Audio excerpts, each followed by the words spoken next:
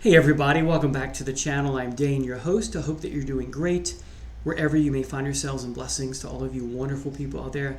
Today, I'd like to weigh in regarding the new Deep Purple Made in Japan box set. I'm going to be talking about the 6-disc edition. I won't be talking about the vinyl.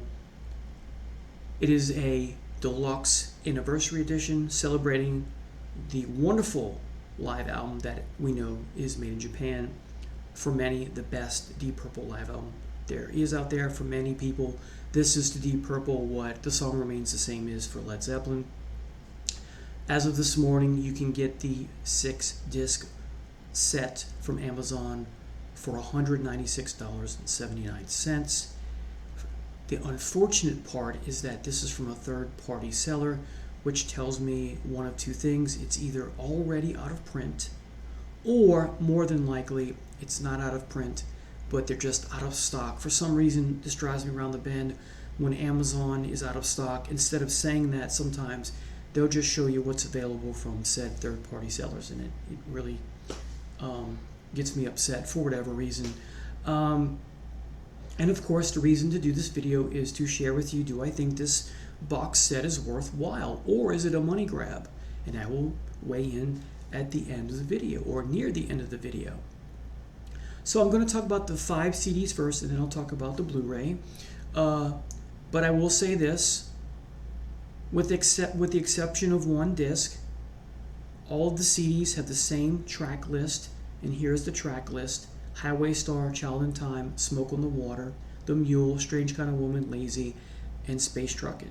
Now, CD 1 is the Steven Wilson remix stereo, okay? So Osaka and Tokyo, August 16th. Highway Star is Osaka. Child in Time, also that city. Smoke on the Water, also Osaka. The Mule is from Tokyo. Strange Kind of Woman, back to Osaka. Lazy, Tokyo. And then Space Truckin', Osaka. So only 2 of the songs are from Tokyo. The other 5 are from Osaka, Japan. Okay, that's again the Steven Wilson remix. Okay. Now, discs 2 and 4, again, same set list, but disc 2 is Osaka, August 15th, whereas the Steven Wilson disc is August 16th and 17th. So CD 2 is Osaka, August 15th, CD 3 is Osaka, August 16th, and CD 4 is Tokyo, August 17th. And these 3 are remixed by Richard Digby Smith. I have no idea who this is. Okay, CD 5 is the Encores, and the first 2 songs on this disc are Black Knight and Speed King. Again, all this is 1972, although on Amazon it says 73. That's a mistake. So again, the first 2 tracks from Osaka, August 15th, 1972, Black Knight and Speed King. Then the next 2 tracks, August 16th, 1972, Black Knight and Lucille. And then the next 2 songs, Tokyo, August 17th, 1972, Black Knight and Speed King. And then there are 3 more tracks on this disc. Black Knight, a German live version, Space Truckin', a Mexican live version, and then Smoke on the Water, US live version. Now the Blu-ray. This is the Steven Wilson mix again, but now it's Dolby Atmos 5.1 surround sound, whereas before disc 1 is the stereo mix. It's the same 7 tracks, Osaka and Tokyo. Same setup, 5 of the songs from Osaka, 2 from Tokyo. And as I said, there's a booklet and whatnot. Now, here's part of my problem with this new release, if you will.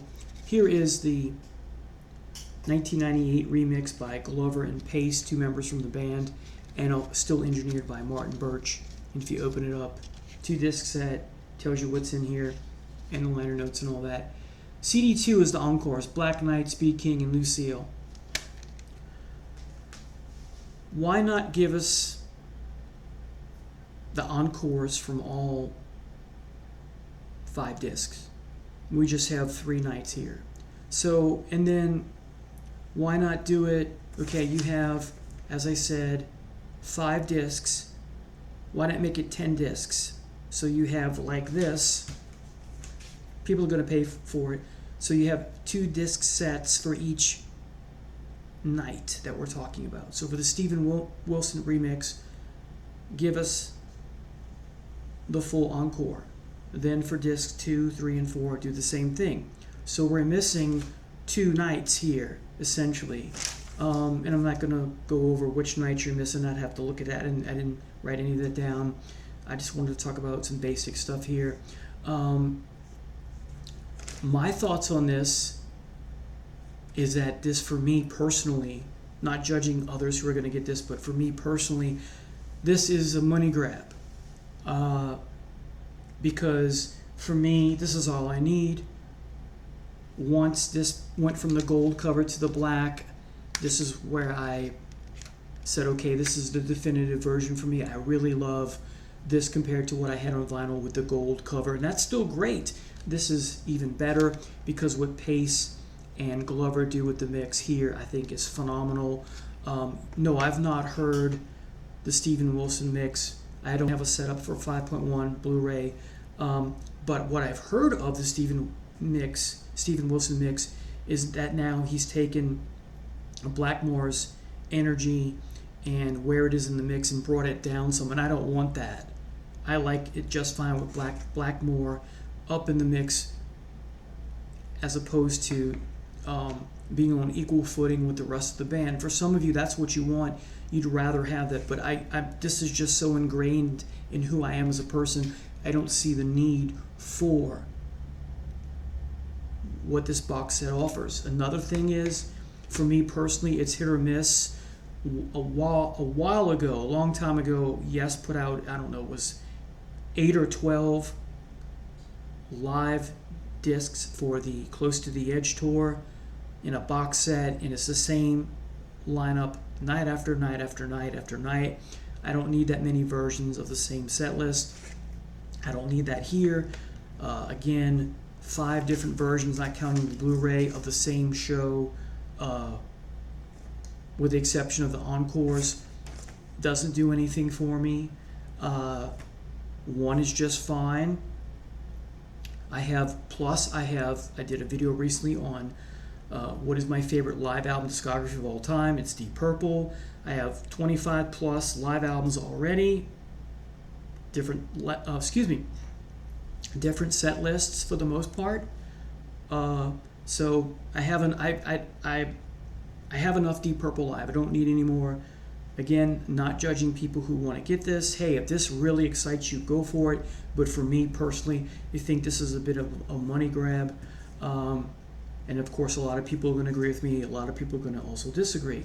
I don't need an alternate mix of things all the time. For me personally, I think an alternate mix is in order when the previous mix or remix has some failings to it, like the original Live Evil, Black Sabbath live album, and they rectified that with the last iteration of Live Evil in that wonderful box set. Barely a box set, but a box set nonetheless. So, yeah, now if they sold just the Steven Wilson disc by itself, I may consider getting that just to compare. But I don't need disc 2. I don't need any of this. But it would be cool to hear that Steven Wilson remix. But I definitely don't need discs 2, 3, and 4, where I have the songs already here. It's just I don't need 3 more versions of this. Again, just my personal opinion. And I have all the encores that I need in one thing here. And again, I don't listen to music in Atmos or 5.1 surround sound unless I go by a friend's house. Would it be cool to have the booklet and everything and the history? Sure, it would. But I'm school teacher. I can't buy everything. Plus, my apartment would be cluttered, and sometimes for me personally, I just know when to say no, because it's not that imperative for me to have. So, what I'd love to hear is if you're on the opposite side of the fence, so to speak, with respect to, this is a must-own. I'd love to hear your thoughts on that. Also, the opposite, if you, like me, agree this is a money grab, tell me why in the comments. Love to hear both sides of the argument. I'll see you next time. Take care. God bless. Bye now.